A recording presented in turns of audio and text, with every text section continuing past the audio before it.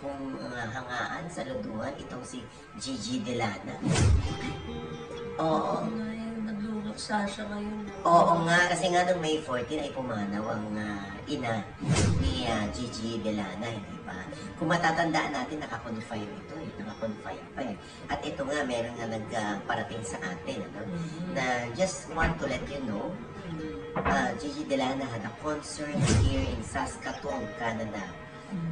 Sunday ito, no?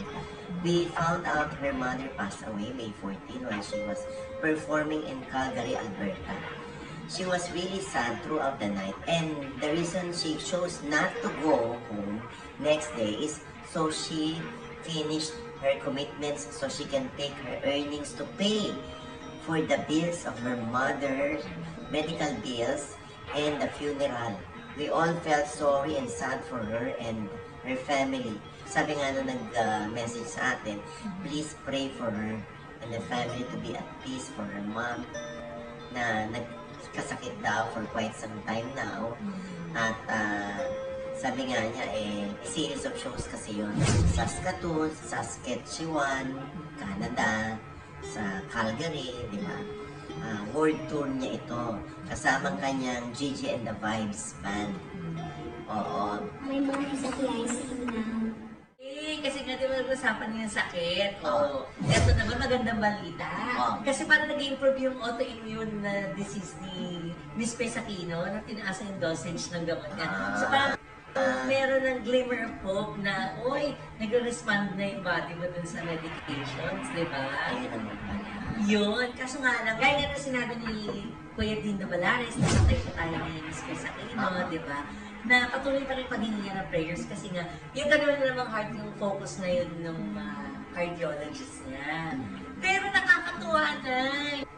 Kasi pinost ni Kuya Dindo na for the longest time na nila nag-text si Miss Pes Aquino na I miss your laing and your lechon kawali. Gano'n ang tinig, ano? Oo, sa hindi ko nabasa kung gano'n eh. Diba? Tapos nga sabi na sa Dido, kasabihan kayo na yung mga matatanda, diba? Na pag ang isang taong may karamdaman, humihingi na or nag-crave na ng masasarap na pagkain, patungo na sa recovery or pag-galing. Oo, nami-miss kasi dahil noong araw na sila'y matamlay at bawal sila, hindi nila yan makakit. Ayan, magandang sinyalis naman yan kay Chris.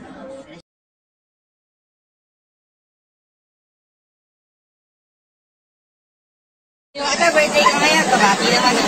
Nilipas din yan, kuya. Okay lang yan, Brad. Huwag ka na malungkot.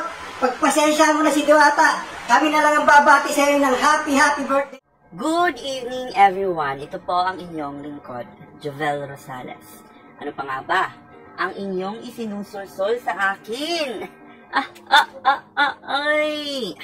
Imarates mo na, dali. Good evening, Luzon, Visayas at Mindanao. Let's jump up directly sa ating topic for this evening. Before pala guys, magsasorry ako sa inyo no kasi hindi ako palya ako maka-upload kasi nga na-busy ako guys kasi pinatawag ako sa office and then nagpe-payroll din ako ngayon. So maybe ang pag-upload ko sa YouTube is ngayon and then tomorrow hindi na naman and then another tomorrow. Kasi nga may ginagawa ako ngayon mga marites. Kaya mag-antay kayo sa mga upload ko. So anyway, let's jump up na sa ating topic for this evening. So una guys, ang topic natin is all about Gigi Delana. Kung saan nga ay pumanaw na ang kanyang nanay no, na noong May 14. So sad nga ito guys no para sa singer na si Gigi Delana dahil marami naman siyang tagahanga at nagdaos pa siya nung nakaraang linggo ng kanyang concert sa Canada. So of course masakit pa rin sa kanya yon kasi bago at fresh pa lang na namatay ang kanyang nanay. Pero nagdaos na siya ng concert at parang I think wala na siyang magagawa na hindi na siya mag-attend sa concert na yon.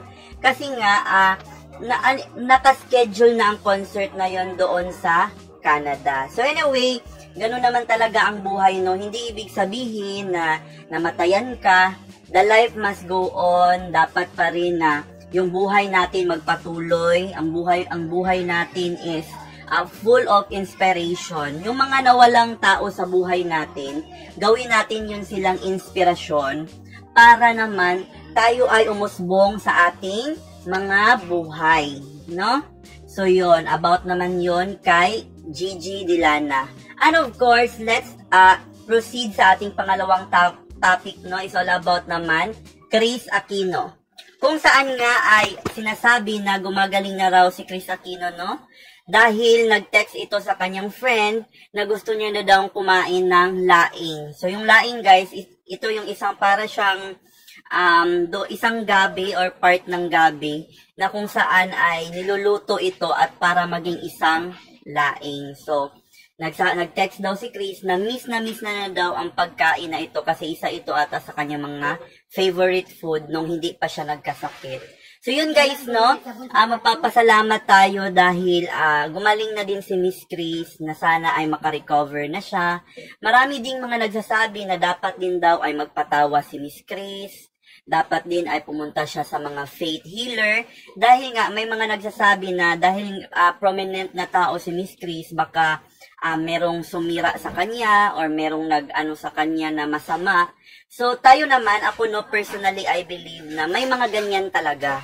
Lalo na kung ang nakapalibot sa'yo na tao is full of mga inggit. Dahil alam naman natin talaga na mayaman si Miss Kris, no? At marami din talagang tao na naiinggit sa kanya at marami din kalaban ang pamilya nila.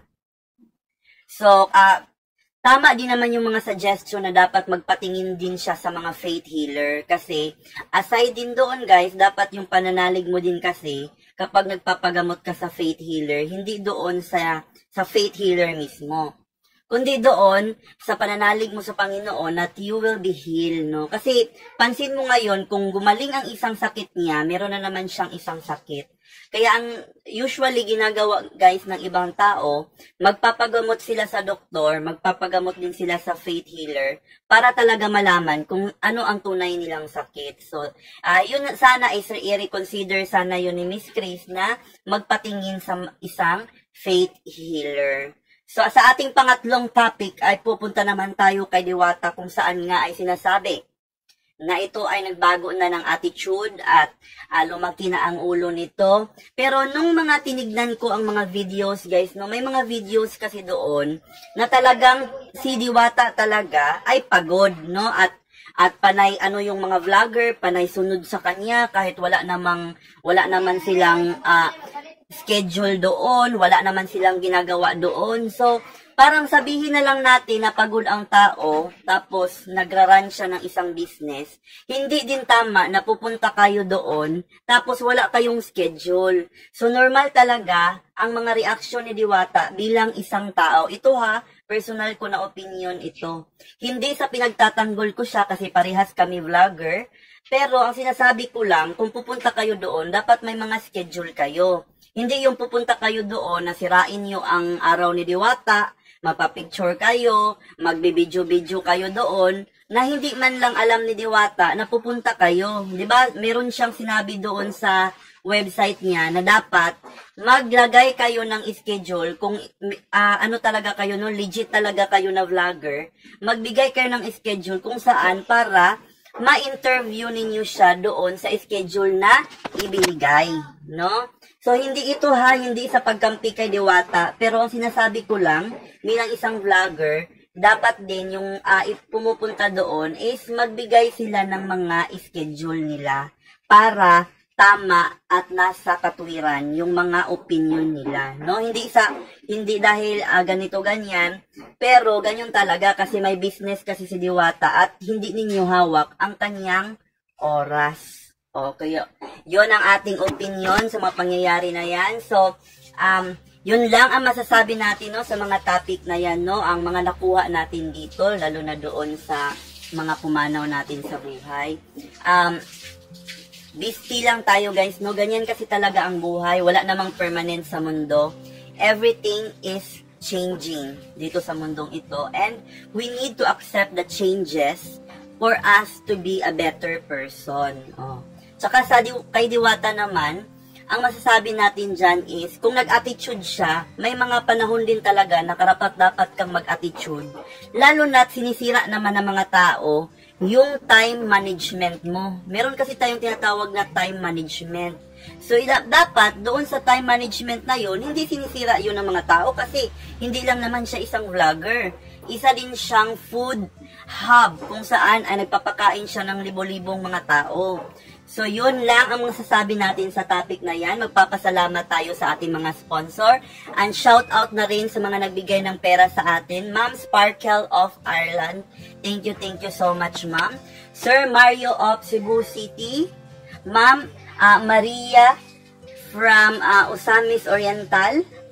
Sir Dillionel from Surigao del Sur. Thank you so much po sa mga binigay nyo na mga pera sa akin at binigay nyo na mga items sa akin nung nakaraan for my load. Thank you so much. And of course, sa ating YouTube channel, meron na tayong 1.57,000 subscribers. And of course, sa ating YouTube account, meron na tayong sa ating Facebook account, meron na tayong 51,000 followers. Thank you so much sa inyong lahat, sa inyong pakikinig parati sa akin, guys. Again, ito po ang inyong lingkod, Jovel Rosales. Ano pa nga ba? Ang inyong isinusulsul sa akin. Ay! Imarates mo na, dali. This is I Care, I Share, I React.